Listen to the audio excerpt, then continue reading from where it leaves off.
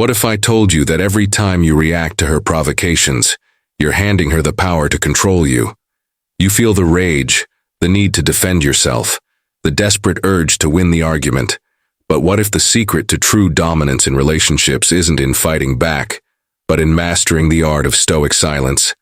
Stick with me, and by the end of this, you'll never let her words shake your inner peace again. Provocations, tests, mind games. She throws them at you to see if you'll break, to see if you're still the unshakable man she once respected. But here's the brutal truth. Your reaction determines her next move.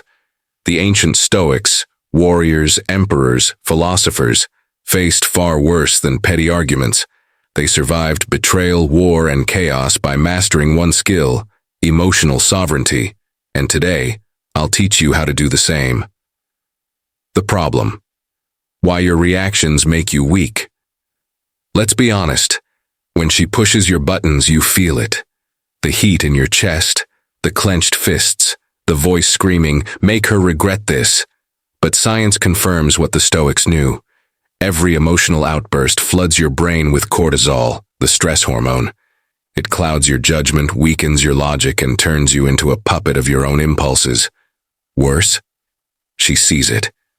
Your anger, it's her victory, your defensiveness, proof she's in control. Marcus Aurelius, the philosopher king, wrote, "You have power over your mind, not outside events. Realize this, and you will find strength." Think about that. When she criticizes you, insults you, or plays the victim, her words are not the problem. Your belief that you need to respond? That's the trap. Seneca warned, "The greatest remedy for anger is delay." Not silence. Delay. Pause. Let the storm pass. Because a Stoic's strength isn't in winning arguments, it's in refusing to play the game. The 3 Stoic rules to defuse any provocation. Rule 1. Become a mirror. Epictetus said, "If someone offends you, the fault lies in your judgment. When she provokes you, don't absorb the insult. Reflect it.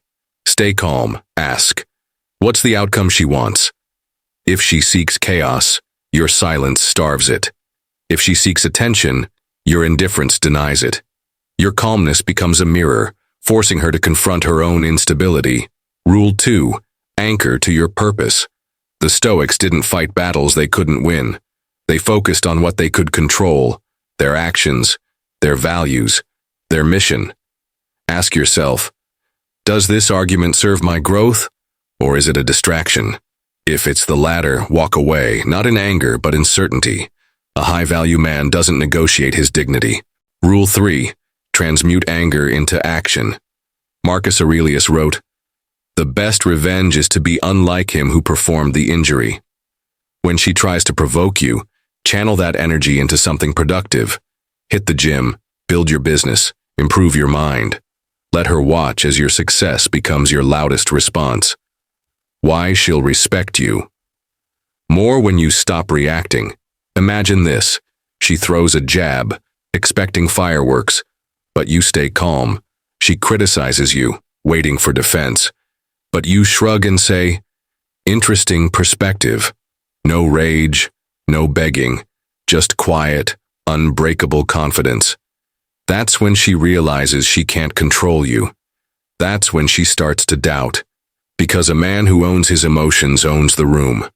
And deep down she'll wonder, did I just lose him? Will you keep letting her provocations dictate your worth? Or will you rise above, anchored to the Stoic truth that your peace is non-negotiable? Remember, every test she throws at you isn't about her. It's about you. Will you prove you're still the man who chases validation? Or the man who's already validated himself? The choice is yours. But know this, the moment you stop reacting is the moment she starts respecting.